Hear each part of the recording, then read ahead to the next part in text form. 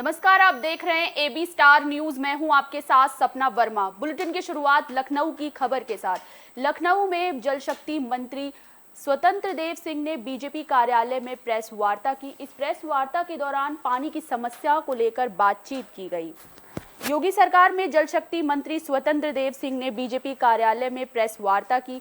इस दौरान उन्होंने कहा कि देश के अंदर पीएम मोदी के नेतृत्व में केंद्र सरकार और योगी के नेतृत्व में प्रदेश सरकार जल की कमी को पूरा करने का काम कर रही है, जिससे नदियों के जल का सही प्रयोग हो सके और अधिक से अधिक किसानों के खेतों में पानी पहुंच सके, जिससे किसानों को इसका लाभ मिल सके। 15 अगस्त साल 2019 को पीएम मोदी ने लाल किले से जल जीवन संरक्षण की बात कही थी। आज़ादी के 70 साल बाद भी लोगों को पानी के लिए तरसना पड़ता है। केंद्र में कांग्रेस और प्रदेश में सपा सरकार ने अपना शासनकाल के दौरान जल आपूर्ति को लेकर कोई काम नहीं किया है। इस समस्या को दूर करने को लेकर सरकार पुरजोर कोशिश करती नजर आ रही है।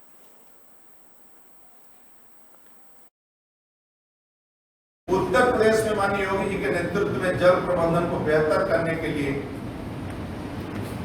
तीव्र गति के साथ कार्य हो रहे हैं।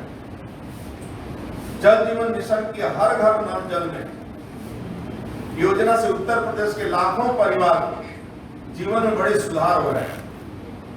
प्रथम चरण में बुंदेलखंड और विंध्य क्षेत्र के साथ ही प्रदेश के 66 जिलों में गांव-गांव मऊ में मुख्तार अंसारी के करीबी गणेश दत्त पर कार्रवाई की खबर सामने आई है।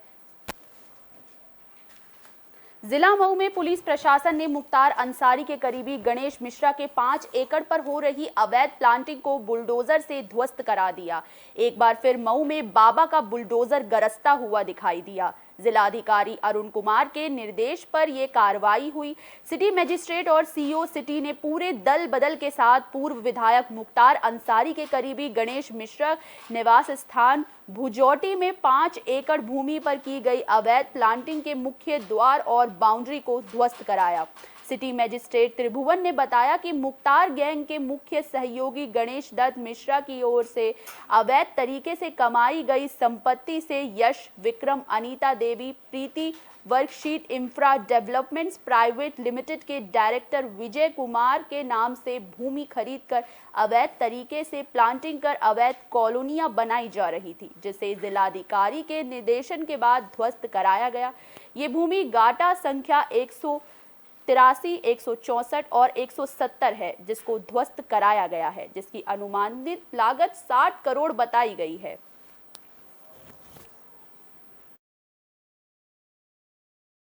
गोपनीय सूचना मिली कि गणेश मिश्रा जो मुख्तार के करीबी हैं, उनके द्वारा इस पे अवैध प्लाटिंग और अवैध कॉलोनी डेवलप करके निवेश किया गया था।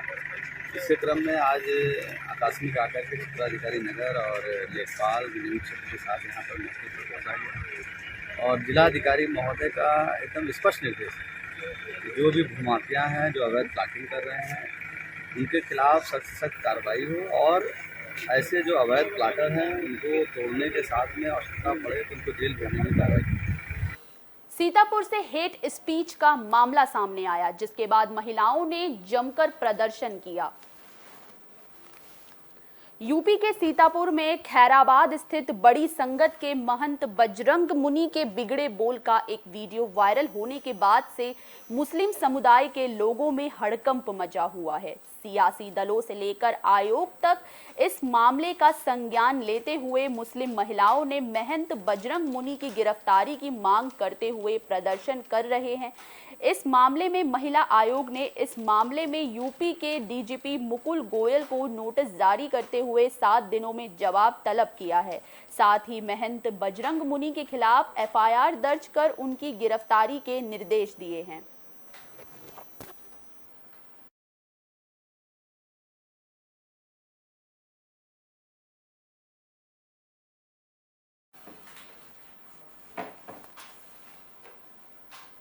कानपुर से सेंट्रल बैंक के लॉकर से चोरी का मामला सामने आया है, जिसको लेकर पुलिस ने 5 लोगों को गिरफ्तार किया है। Kanpur central bank of India के लॉकर से हुई लूट के मामले में पुलिस ने खुलासा तो कर दिया है, लेकिन लॉकर ग्राहक अभी पूरी तरह से संतुष्ट नहीं है। इस मामले को लेकर पुलिस कमिश्नर ने लॉकर ग्राहकों से मिलकर जल्द से जल्द ज्वेलरी बरामद कर दिलवाने का आश्वासन दिया है। बीते दिनों कानपुर सेंट्रल बैंक के लॉकर से करोड़ों की ज्वेलरी चोरी हो गई थी, जिसके बाद लॉकर से ज्वेलरी चोरी की जानकारी ने ग्राहकों और जिला प्रशासन के साथ ही बैंक ऑफिसरों के होश उड़ा दिए। इस मामले में पुलिस कमिश्नर की टीम ने बैंक मैनेजर और लॉकर इंचार्ज समेत 5 लोगों को गिरफ्तार किया था। इस मामले में लॉकर ग्राहकों ने पुलिस कमिश्नर विजय सिंह मीणा से मुलाकात की। इस दौरान पुलिस कमिश्नर ने ग्राहकों को जल्द से जल्द ज्वेलरी बरामद कराने की बात की है।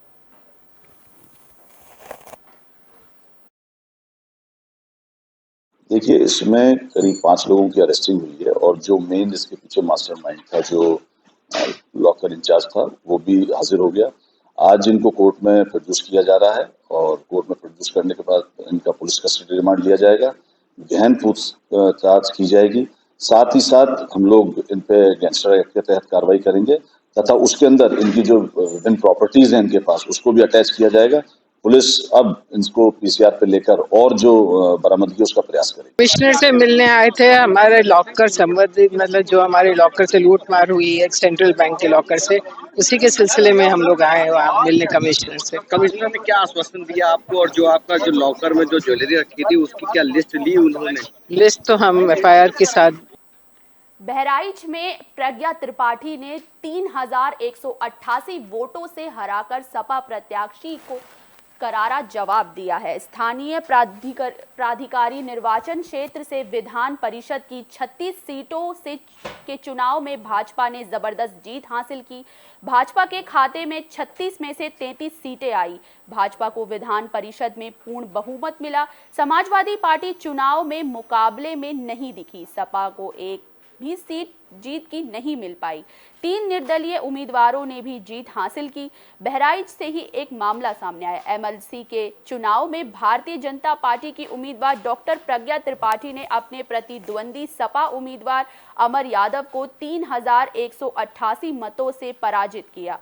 बता दें कि बीजेपी उम्मीदवार ने डॉक्टर प्रज्ञा त्रिपाठी को 3419 मत प्राप्त हुए, जबकि सपा उम्मीदवार अमर यादव को 231 मतों से ही संतोष करना पड़ा।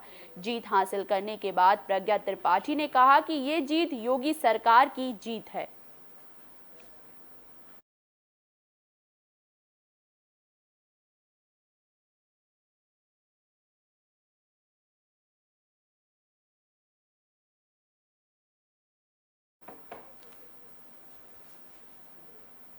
फर्रुखाबाद से चूल्हे की चिंगारी से मकान में आग लग गई।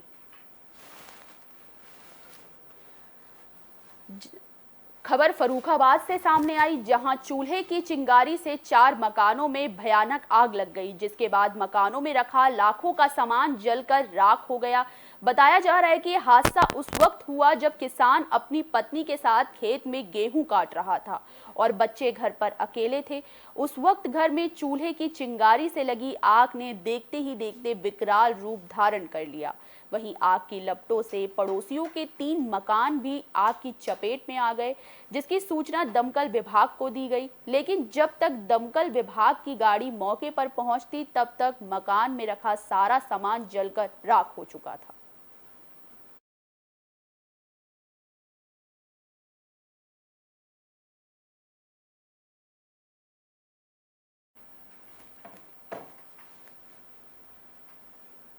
गाजियाबाद में इंदिरापुरम क्षेत्र की कई झुग्गियों में आग लग गई।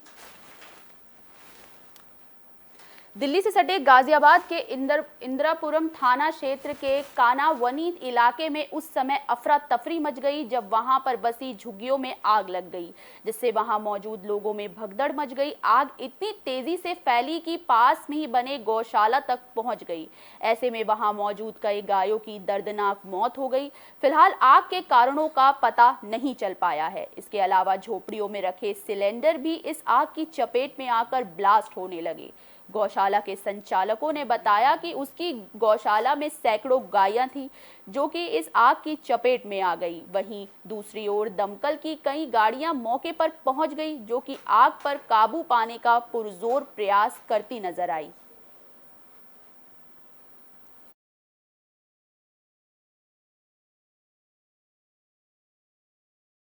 कृष्णा सेवा गौशाला ट्रस्ट का राष्ट्रीय अध्यक्ष हूँ। मैं इसके कबाड़े केस में आग लगने के कारण मेरी सारी गौ माता की हत्या हो गई जो कि जल के नष्ट हो गई। और डिटेल रिपोर्ट बनाने के बाद सारी चीज़ें उसमें घटना कैसे घटित हुई, कहाँ से स्टार्ट हुई, रीजन क्या था, ठीक है, और जो भी उसमें जितनी भी गायों की डेथ हुई है प्राइमा फेसी अभी जो है देखने में जो आ रहा है लगभग 15 से 20 गायों की डेथ। संभल में 3 पंचायत अधिकारियों को सस्पेंड कर दिया गया है। पूरा मामला रुपयों के गबन से जुड़ा है।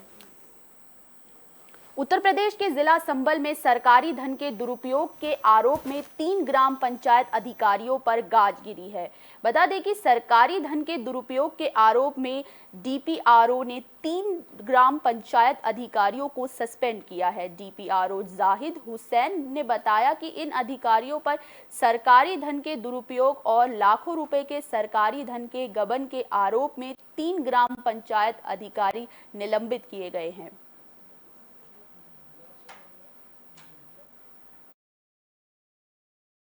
देखिए, ग्राम पंचायत बिशपुरी विकासखंड पवासा में शौचालय निर्माण में अनियमितताएं पाए जाने पर ग्राम पंचायत सचिव थे वहां के कपिल कुमार और गौरव कुमार को निलंबित किया गया है तथा वहां के ग्राम प्रधान और सचिवों से वसूली के आदेश भी जिलाधिकारी महोदय द्वारा। इसके अतिरिक्त ग्राम पंचायत हैदराबाद है विकासखंड जूनाबाई में, वहाँ पे पंचायत भवन निर्माण में अनियमितताओं पर वहाँ के ग्राम पंचायत सचिव अक्षय कुमार, ग्राम प्रधान और वहाँ के अवर अभियंता जिन्होंने उसकी एमडी की थी।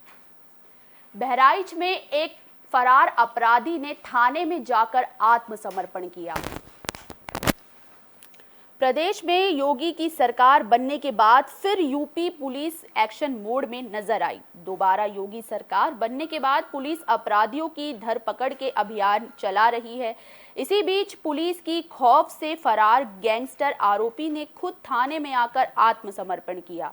1 साल से गैंगस्टर आरोपी रिजवान उर्फ रोजन काफी समय से फरार चल रहा था। उसने थाना पुलिस मोतीपुर में एनकाउंटर के डर से अपने आप को थाने में आकर सरेंडर कर दिया। इस मुकदमे में वांछित अभियुक्त रिजवान उर्फ रोजन जो काफी दिनों से फरार चल रहा था, जिसकी गिरफ्तारी हेतु लगातार दबिश दी जा रही थी, तो लगातार दबिश एवं कुर्की के भय से यह अभियुक्त आज दिनांक 11/4/2022 को थाना सुजौली में स्वयं आकर आत्मसमर्पण किया। अपना उत्तर प्रदेश में आज के लिए बस इतना ही। मुझे दीजिए इजाजत। देश और दुनिया से जुड़ी तमाम खबरों के लिए देखते रहिए AB स्टार न्यूज। नमस्कार।